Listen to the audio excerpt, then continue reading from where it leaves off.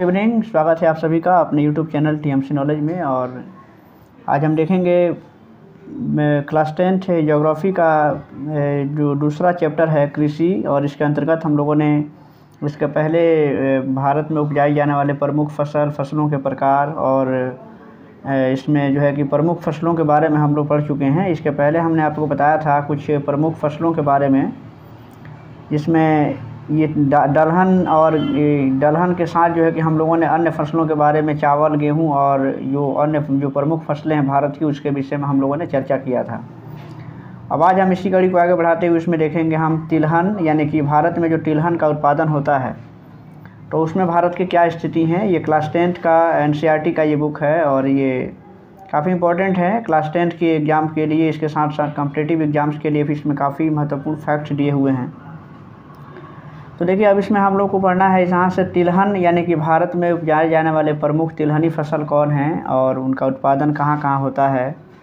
तो इन सब के बारे में हम आज अभी पढ़ेंगे। देखिए, यहाँ से शुरू करते हैं। और यहाँ पर है कि देखिए, भारत में जानते हैं कि तिलहन का उत्पादन भी बड़े पैमाने पर होता है और भारत विश्व में सबसे बड़ा तिलहन का उत्पादक देश है।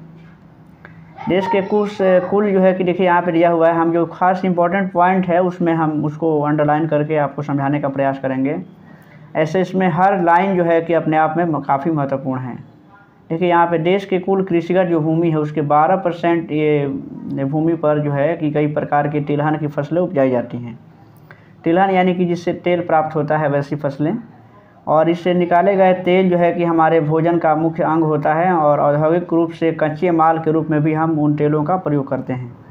अब प्रमुख जो है कि यहाँ देखते हैं कि कुछ प्रमुख कौन कौन सी फसलें हैं। जैसे यहाँ पर जो तिलहन फसलें हैं देख लीजिए, तो यहाँ से मूंगफली है, सरसों, नारियल, तिल, सोयाबीन, अरंडी, बिनौला, अलसी और सूरजमुखी। ये कुछ प्रमुख तिलहन फसलें हैं जो हमारे भारत में उपजाई जाती हैं।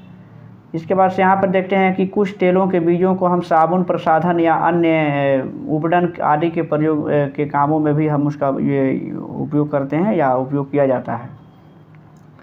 नेक्स्ट है कि देखिए, अब यहाँ से अब बारी बारी से कुछ प्रमुख तिलहन फसलों के बारे में भी पढ़ना है। जैसे अब यहाँ पे मूंगफली है, देखिए मूंगफली के विषय में है।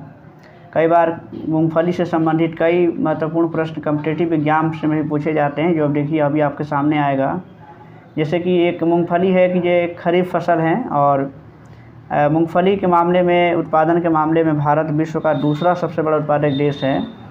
और यहाँ पर देखिए कुल कृषि का यहाँ पे 3.6% हिस्से पर उसे उगाया जाता है। और कुल जो तिलहन उत्पादन होता है उसका आधा उत्पादन मूंगफली से ही प्राप्त होता है। यानी कि जितने तिलहनों का जो उत्पादन होता है उसमें आधा से अधिक जो है वो मूंगफली से ही प्राप्त होता है। यहाँ पर सबसे इम्पोर्टेंट ये लाइन है कि गुजरात इसके उत्पादन में सर्वप्रथम है। यानी कि भारत में देखा जाए तो गुजरात सबसे प्रथम स्थान पर आता है मूंगफली उत्पादन के मामले में। अगर अन्य राज्यों की बात करें तो आंध्र प्रदेश और कर्नाटक, महाराष्ट्र, यानी कि ये प्रमुख राज्य हैं जो मूंगफली का उत्पादन करते हैं। इसमें गुजरात सबसे पहले है, इसके बाद आंध्र प्रदेश है, कर्नाटक है और महाराष्ट्र है। इसके बाद से प्रमुख जो दूसरी फसल है, ये तिलहन फसलें हैं सरसों। देखिए यहाँ से सरसों के विषय में है, यानी कि सरसों जो है कि इसके अंतर्गत अन्य भी फसलें आती हैं, जैसे राई है, सरसों, तोरिया, तारामीरा आदि कई तिलहन इसमें शामिल हैं। और ये रबी की फसल हैं और उपोष्णकटिबंधीय फसल है। और इसकी कृषि भारत के मध्य तथा उत्तर पश्चिम भाग में रबी फसल के साथ होती हैं। ये याद रखने वाली बातें हैं कि भारत के किन हिस्सों में इसका उत्पादन होता है। तो भारत के मध्य तथा उत्तर पश्चिम भाग में रबी फसल के साथ रबी के मौसम में ये बोई जाती हैं। पाला जो है कि इसके लिए हानिकारक होता है, यानी कि जब ज़्यादा अगर ठंडी पड़ने लगती हैं तो ये सरसों की फसल के लिए काफ़ी हानिकारक है और इससे क्या होता है कि इसका उत्पादन काफ़ी कम हो जाता है। नेक्स्ट है कि इसमें कई जो है कि आजकल प्रौद्योगिकी का इस्तेमाल हो रहा है और इसके लिए उन्नत बीजों और सिंचाई आदि का व्यवस्था किया जा रहा है, जिससे इसके उत्पादन को बढ़ाया जाए। नेक्स्ट कि यहाँ से सबसे इम्पोर्टेंट लाइन है कि इसके उत्पादन का 1/3 भाग जो है वो राजस्थान से प्राप्त होता है। और एक अन्य उत्पादक जो राज्य हैं जैसे उत्तर प्रदेश है, हरियाणा है और पश्चिम बंगाल है, मध्य प्रदेश हैं। तो ये इसका प्रति हेक्टेयर उत्पादन हरियाणा तथा पंजाब में सबसे ज़्यादा होता है। अगर सरसों के उत्पादन को देखें तो प्रति हेक्टेयर उत्पादन के मामले में हरियाणा और पंजाब सबसे नंबर 1 पे हैं। उत्तर प्रदेश, हरियाणा, पश्चिम बंगाल, मध्य प्रदेश इसके प्रमुख उत्पादक राज्य हैं और राजस्थान इसका 1/3 हिस्सा अकेले इसका उत्पादन करता है। और इसमें देखिए अगली जो तिलहनी फसल है यानी कि अलसी यानी कि तीसी की जो फसल होती है, ये भी एक रबी की फसल है, यानी कि गेहूं के सीजन में इसको भी बोया जाता है। तिल उत्तरी भारत में खरीफ फसल है और दक्षिण भारत में रबी की फसल है। और अंडी खरीफ और रबी दोनों ही फसल के रूप में उगाई जाती हैं। अब यहाँ पर और भी कुछ फसलें हैं। देखिए यहाँ पे अन्य कुछ फसलों के नाम दिए गए हैं जो महत्वपूर्ण तिलहन के फसल हैं, जैसे कि देखिए यहाँ पे सोयाबीन है और सूरजमुखी। ये भारत के महत्वपूर्ण तिलहन फसल हैं। सोयाबीन मुख्यतः जो है कि वो मध्य प्रदेश एवं महाराष्ट्र में उगाया जाता है। आप जानते हो कि सोयाबीन जो है मध्य प्रदेश में सबसे ज़्यादा होता है और इसलिए मध्य प्रदेश को सोया प्रदेश भी कहा जाता है। याद रखेंगे, सोया प्रदेश मध्य प्रदेश को कहा जाता है क्योंकि वहाँ पे सोयाबीन का उत्पादन सबसे ज़्यादा होता है। दूसरे नंबर पे महाराष्ट्र भी आता है, यानी कि मध्य प्रदेश और महाराष्ट्र सोयाबीन के उत्पादन में काफ़ी अग्रणी राज्य हैं। ये दोनों राज्य मिलकर के भारत का 90% जो सोयाबीन होता है वो अकेले इसकी सप्लाई करते हैं। 90% जो प्रतिशत हिस्सा है महाराष्ट्र और मध्य प्रदेश में हो जाता है। सूरजमुखी की जो फसल है मुख्यतः दक्षिणी भारत के कर्नाटक, आंध्र प्रदेश, महाराष्ट्र आदि में होती हैं। सूरजमुखी जो है कि विशेष करके साउथ इंडिया में यानी कि दक्षिणी भारत में होता है और उत्तरी भारत में यह उतनी महत्वपूर्ण फसल नहीं है।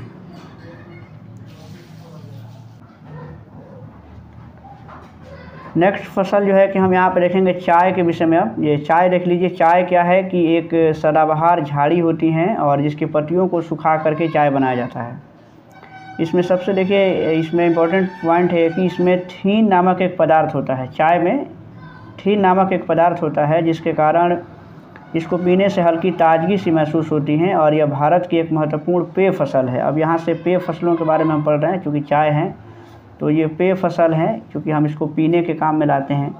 इस फसल के उत्पादन में भारत विश्व में दूसरा स्थान रखता है और खपत में यह विश्व का सबसे बड़ा देश है। यानी कि चाय हमारे देश में सबसे ज़्यादा चाय की खपत होती है। और इसके पहले भी हमने आपको बताया था कि चाय एक रोपण फसल है, यानी कि रोपण कृषि के अंतर्गत जो है कि चाय की फसल आती है। और सर्वप्रथम अंग्रेज़ों द्वारा इसकी कृषि को ब्रह्मपुत्र नदी घाटी में 1840 में इसे प्रारंभ किया गया था। देखिए यहाँ से ये एक महत्वपूर्ण पेय फसल है। इसमें थीन नामक एक पदार्थ होता है और इसके बाद से एक सदाबहार झाड़ी है ये, जिसके बाद से विश्व में ये दूसरा इसका उत्पादन होता है। ये माने कि चाय का उत्पादन भारत में दूसरे नंबर पे होता है और खपत के मामले में सबसे बड़ा देश है हमारा देश। यह रोपण कृषि के अंतर्गत आता है और सर्वप्रथम इसकी शुरुआत जो है कि कहाँ हुई थी, तो ब्रह्मपुत्र घाटी में 1840 में से शुरुआत इसकी हुई थी। और यह प्रदेश आज भी देश का प्रमुख उत्पादक क्षेत्र है, यानी कि आसाम जो है तो वहाँ पर ये ज़्यादा करके ये चाय की खेती होती है। तो देखिए यहाँ से इतने महत्वपूर्ण जो है कि इसमें से लाइन हैं। तो ये एनसीईआरटी की किताब हैं और इसमें अगर आप अच्छे से इसको अगर पढ़ते हैं तो इसमें काफ़ी जो पॉइंट है, काफ़ी महत्वपूर्ण पॉइंट, और इन्हीं सब जो है कि बातों को और इन्हीं सब तथ्यों को कॉम्पिटिटिव एग्ज़ाम्स में भी पूछे जाते हैं और वहाँ पर हम लोगों को दूसरे किताबों में इसी चीज़ को रटना पड़ता है। तो अगर हम समय रहते और अपने क्लास के चीज़ों को अगर हम अभी समय से पढ़ लेंगे तो फिर आगे हमको काफ़ी इससे मदद मिलेगी। नेक्स्ट है कि देखिए चाय के विषय में और कुछ लाइनें हैं, जैसे कि चाय उष्ण तथा उपोष्ण कटिबंधीय पौधा है। ये भी एक अच्छा पॉइंट है इस चाय के मामले में। इसके लिए 25 डिग्री से 30 डिग्री सेल्सियस, यहाँ 3 डिग्री लिखा हुआ है, तापमान की आवश्यकता होती है और 200 से 250 सेंटीमीटर वर्षा भी इसके लिए आवश्यक है। इसके लिए ढलुआ ज़मीन भी आवश्यक होती है ताकि पानी का जमाव जड़ों के पास में नहीं हो सके, अन्यथा वो पौधे जो है कि उसको सूख सकते हैं। पत्तियों के निरंतर विकास के लिए आर्द्रता भी समान रूप से सालों भर वितरित होनी चाहिए। सुबह का कुहासा और प्रतिदिन की बौछार पत्तियों के उपज में अत्यंत सहायक हैं। इसकी मिट्टी सुप्रवाहित एवं उर्वरक होनी चाहिए। मिट्टी में देखिए अब इसमें है कि चाय की खेती के लिए मिट्टी में किन तत्वों का होना आवश्यक है, तो देख लीजिए यहाँ से फास्फोरस, पोटास, लोहा और ह्यूमस पर्याप्त मात्रा में होनी चाहिए। तो यहाँ से आपको कुछ लाइनें मिल रही हैं जो काफ़ी ज़रूरी हैं। सबसे ज़रूरी है कि यह किस प्रकार का पौधा है, तो उष्ण तथा उपोष्ण कटिबंधीय पौधा है चाय।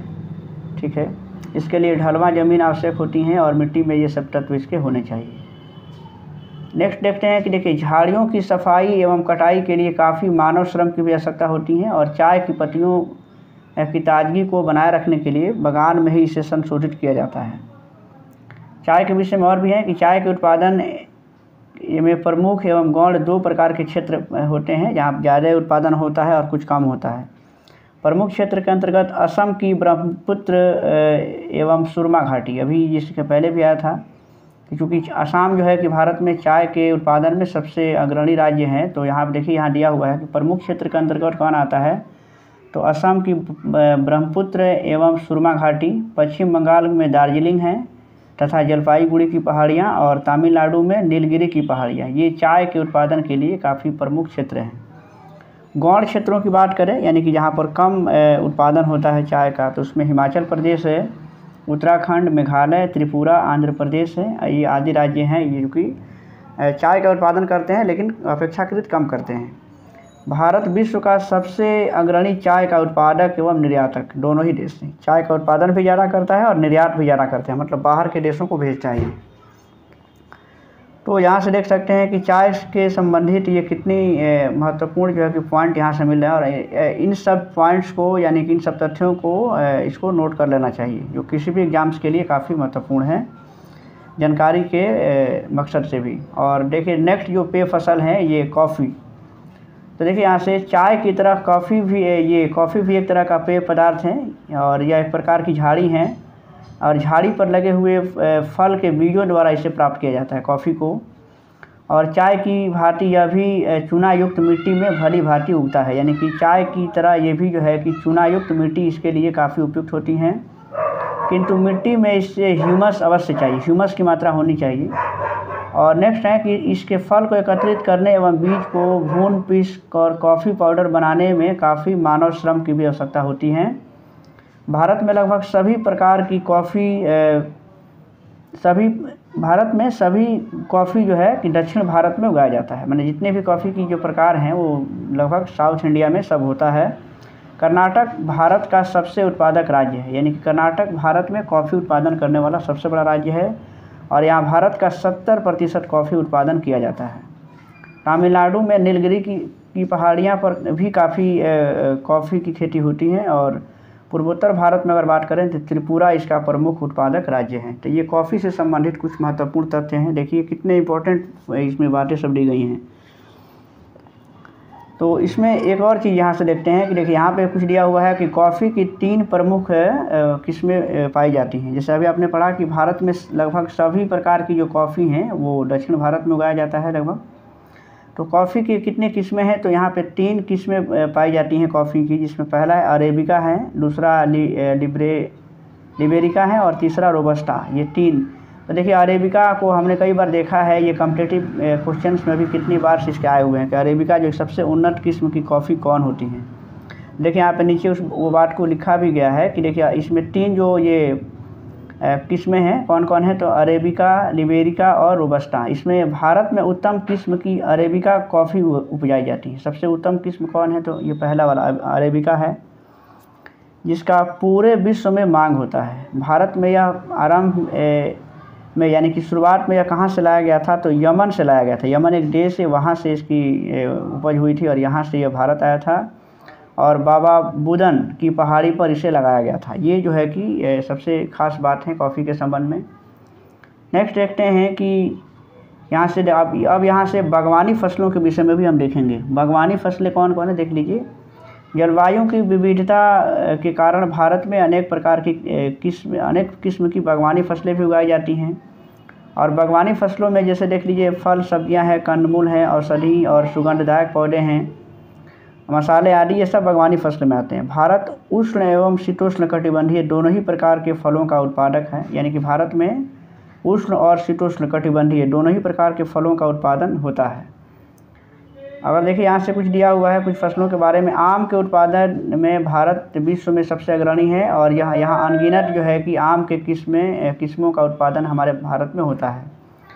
उत्तर प्रदेश, आंध्र प्रदेश, महाराष्ट्र, पश्चिम बंगाल, बिहार आम के लिए, बिहार और उत्तर प्रदेश लीची, मेघालय अनानास के लिए, आंध्र प्रदेश और महाराष्ट्र अंगूर के लिए, हिमाचल प्रदेश और जम्मू कश्मीर सेब के लिए, और नाशपाती, खुबानी और अखरोट के लिए प्रसिद्ध है। ये सभी कुछ प्रमुख राज्य हैं जहाँ पर भिन्न भिन्न प्रकार की बागवानी फसलों का उत्पादन होता है। देखिए काफ़ी अच्छे से यहाँ पे समझाया भी गया है। कुछ स्थानों का नाम भी विशिष्ट फलों से जुड़ा हुआ है, जैसे कि नागपुर एवं चेरापूंजी का संतरा, ये काफ़ी मशहूर हैं।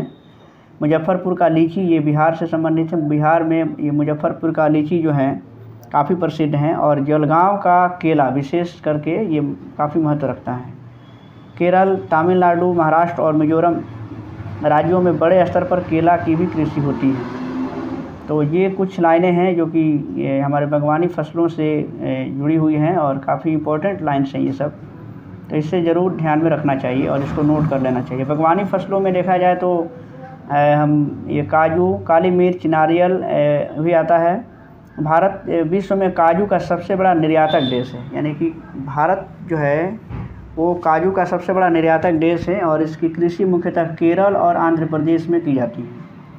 काली मिर्च की खेती केरल के पश्चिमी घाट प्रदेश में तथा नारियल की कृषि केरल, तमिलनाडु, आंध्र प्रदेश और कर्नाटक के तटीय प्रदेशों में की जाती है। तो ये सब देख रहे हैं कि यहाँ से बागवानी फसलों के विषय में कितनी जानकारी और इसके प्रमुख जो उत्पादक और जो राज्य हैं इन सब के विषय में यहाँ पर पूरा डिटेल्स दिया हुआ है। नेक्स्ट देखते हैं। अब यहाँ से कुछ अखाद्य फसलों के विषय में है। अखाद्य का माने जो खाने लायक फसलें नहीं हैं, जो माने खाद्य फसलों के अतिरिक्त कुछ फसलें हैं, जैसे रबर। देखिए भारत में इसकी बागानी कृषि 1880 में ट्रावनकोर और मलाबार में इसकी शुरुआत हुई थी, पर व्यावसायिक उत्पादन 1902 ईस्वी में ही प्रारंभ हुआ था इसका। रबर भूमध्य रेखीय जलवायु की फसलें हैं। देखिए ये कितनी बार एग्जाम में पूछा जाता है, कॉम्पिटिटिव एग्जाम में क्वेश्चन कितनी बार पूछे गए हैं कि रबर किस प्रकार की जलवायु की फसल है। तो भूमध्य रेखीय जलवायु की फसल हैं और इसके उत्पादन के लिए अधिक तापमान और आर्द्रता की आवश्यकता होती है।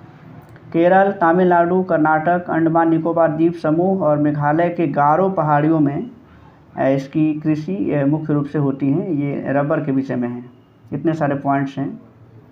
नेक्स्ट है, अब देखिए इसमें कुछ रेशेदार फसलों के बारे में भी हम जानेंगे कि रेशेदार फसलें यानी कि जिससे रेशा का उत्पादन होता है और विभिन्न प्रकार के रस्सियों का या सूत का उत्पादन किया जाता है। तो इसमें कौन कौन सी फसलें हैं। देखिए रेशेदार फसलों में कपास, जूट, सन, प्राकृतिक रेशम भारत के 4 प्रमुख रेशेदार फसलें हैं। इसमें से प्राकृतिक रेशम के कीड़े के कोकून से प्राप्त होता है और रेशम का कीड़ा शहतूत के पत्तों को खा करके बड़ा होता है। ये देखिए कितने, ये सभी इंपॉर्टेंट लाइन यहाँ से हैं। प्राकृतिक रेशम के कीड़े के कोकून से प्राप्त किया जाता है और रेशम का जो कीड़ा है वो शहतूत के पत्तों को खा कर बड़ा होता है। किंतु प्रथम 3 रेशेदार फसलें मिट्टी में उगाई जाती हैं। अब इसमें देखिए कौन कौन सी फसलें हैं। तो देखिए कपास ये प्रमुख रेशेदार फसल हैं। भारत को कपास का मूल स्थान माना जाता है, यानी कि भारत में ये माना जाता है कि कपास उत्पादन का ये मूल स्थान है। सूती वस्त्र उद्योग के लिए यह कच्चा माल प्रदान करता है। और यह देखिए उपोष्ण तथा उष्ण कटिबंधीय पौधा है। ये भी इम्पोर्टेंट लाइन है कि किस प्रकार का पौधा है। तो उपोष्ण तथा उष्ण कटिबंधीय पौधा है और इसे 210 दिन पाला रहित मौसम की आवश्यकता होती है, जिसमें जाड़ा नहीं हो, यानी कि पाला नहीं पड़े। लावा निर्मित काली मिट्टी भारत में कपास उत्पादन में बहुत उपयुक्त होती है। यानी काली मिट्टी जो होती है, काली मिट्टी को हम रेगुर के मृदा भी कहते हैं, रेगुर। तो ऐसे भी ये याद रखिए कि कपास की खेती के लिए काली मिट्टी यानी कि लावा निर्मित काली मिट्टी कपास उत्पादन के लिए काफ़ी उपयुक्त होती हैं, क्योंकि इसका कारण है कि यह अपने में अधिक समय तक नमी को बनाए रख सकती है। इसमें नमी की मात्रा ज़्यादा दिनों तक रहती है, इसलिए कपास की खेती के लिए काफ़ी इम्पोर्टेंट है। तेज़ और चमकीली धूप कपास के पौधों को बढ़ने में सहायता देती हैं और पकते समय शुष्क वातावरण की आवश्यकता होती है। इसके पक कर तैयार होने में 6 से 8 महीने का समय लगता है और यह एक खरीफ फसल है। ये खरीफ की फसल है कपास। और महाराष्ट्र, गुजरात, मध्य प्रदेश, कर्नाटक, आंध्र प्रदेश, तमिलनाडु, पंजाब, हरियाणा और उत्तर प्रदेश ये कपास के कुछ प्रमुख उत्पादक राज्य हैं। यहाँ छोटे रेशे वाली कपास उगाई जाती हैं यहाँ से। ये देखिए कपास के विषय में इतनी सारी जानकारी की बातें हैं। नेक्स्ट जूट के विषय में है, यानी कि जूट भी जो है कि एक मुख्य रेशेदार फसल है। कपास के बाद जूट दूसरी महत्वपूर्ण रेशेदार फसल है और इसे सुनहरा रेशा भी यानी कि गोल्डन फाइबर भी कहा जाता है। बाढ़ के मैदान में जब हर वर्ष नई उपजाऊ मिट्टी का निक्षेपण होता है तो उसमें जूट की फसल बहुत अच्छी होती है, क्योंकि काफ़ी मिट्टी बहुत उपजाऊ हो जाती है बाढ़ के कारण, और इसके लिए चीका युक्त मिट्टी की आवश्यकता होती है। इसकी अन्य आवश्यकताएँ गर्म एवं आर्द्र जलवायु हैं। रेशा तैयार होने के बाद इसे सड़ाने के लिए पर्याप्त पानी की भी आवश्यकता होनी चाहिए। नदी का जल प्रवाह इसकी खेती के लिए उपयुक्त दशा प्रदान कर सकता है, यानी कि अगर नदी का पानी हो माने जल प्रवाह की स्थिति अगर रहे तो ये काफ़ी अच्छा होता है। नदियों के डेल्टा तथा गंगा का निचला मैदान इसकी खेती के लिए काफ़ी उपयुक्त होता है। अगर पारंपरिक रूप से बात करें तो जूट द्वारा रस्सी, चट एवं बोरा आदि बनाया जाता है, जिसकी पैकिंग में उपयोग किया जाता है, और इसमें वस्त्र एवं अन्य आकर्षक दस्तकारी की चीज़ें भी इसमें से बनाई जाती हैं, जिससे देश विदेशों में इसकी काफ़ी मांग होती है। अब यहाँ से कुछ चीज़ें हैं जो कि प्रौद्योगिकी और संस्थागत जो सुधार हुए हैं भारत में, क्योंकि भारत में हज़ारों वर्षों से कृषि हो रही है, किंतु अगर देखा जाए तो समय के साथ इसमें अगर परिवर्तन नहीं होने के कारण कृषि में काफ़ी पिछड़ापन भी पाया जा रहा है। भारत में सबसे ज़्यादा लोग कृषि कार्य में लगे हैं। इसके बावजूद भी ये देखा जा रहा है कि भारत के कुल जीडीपी में यानी कि सकल घरेलू उत्पाद में कृषि का योगदान काफ़ी कम हो गया है और दिन प्रतिदिन कम होता ही जा रहा है। क्योंकि कारण है कि भारत में अधिकांश जो कृषि है वो मानसून पर निर्भर है। मानसून के समय से आने नहीं आने का पूरा असर भारतीय कृषि पर पड़ता है। अक्सर देखा जाता है कि मानसून सही समय पर नहीं आती है और भारतीय कृषि पूरी तरह से प्रभावित हो जाती है। बढ़ती हुई जनसंख्या ये कृषि के लिए काफ़ी और हमारी अर्थव्यवस्था के लिए भी एक महत्वपूर्ण चुनौती बनी हुई है। उस रेशियो में या उस अनुपात में हम कहें तो कृषि में सुधार नहीं हो रहा है या सरकार की तरफ से भी कोई विशेष पहल नहीं की जा रही है इसके लिए। आज़ादी के बाद से देखा जाए तो जोतों की चुकबंदी, ज़मींदारी प्रथा और ये समाप्ति उसकी हो गई। सहकारिता को विकसित करने का भी प्रयास किया गया है। ये प्रयास किया जा रहा है कि कृषि को फिर से सुधारा जाए। प्रथम पंचवर्षीय योजना में भूमि सुधार को मुख्य रूप से लक्षित किया गया था, किंतु भूमि का जो कार्यान्वयन है उसके जो अधिनियम बने या जो भी इसके लिए जो तौर तरीके अपनाए गए थे उसका क्रियान्वयन सही तरीके से नहीं हुआ, जिसके कारण कोई विशेष सफलता भारतीय कृषि को नहीं मिली। इसी में अगर ये हरित क्रांति का भी जिक्र है कि इसी पैकेज से कृषि में हरित क्रांति की शुरुआत हुई थी 1966-67 के समय में। भारत में जब हरित कृषि आई थी हरित क्रांति ग्रीन रेवोल्यूशन जिसको कहते हैं, इसके अंतर्गत जो है कि उन्नत किस्म के संकर बीज, रासायनिक खाद और सिंचाई कीटनाशकों का प्रयोग व्यापक तौर से किया गया था और इसके बदौलत हमारे खाद्य उत्पादन में यानी कि फसलों में काफ़ी वृद्धि हुई थी। उत्पादन में फसलों का उत्पादन काफ़ी ज़्यादा हुआ था और एक तरीके से भारत में क्रांति आ गई फसलों के उत्पादन के मामले में, जिसे हरित क्रांति का नाम दिया गया। और यह इसी दौरान भारत में दूध उत्पादन को लेकर के भी इस पर बल दिया गया और 1970 के दशक में 1970 में ऑपरेशन फ्लड यानी कि श्वेत क्रांति भी एक तरह से आई और जिसमें दूध उत्पादन के मामले में काफ़ी वृद्धि हुई और भारत जो है कि आज स्थिति ये है कि भारत दूध उत्पादन में अग्रणी राज्य देश बनकर उभरा है।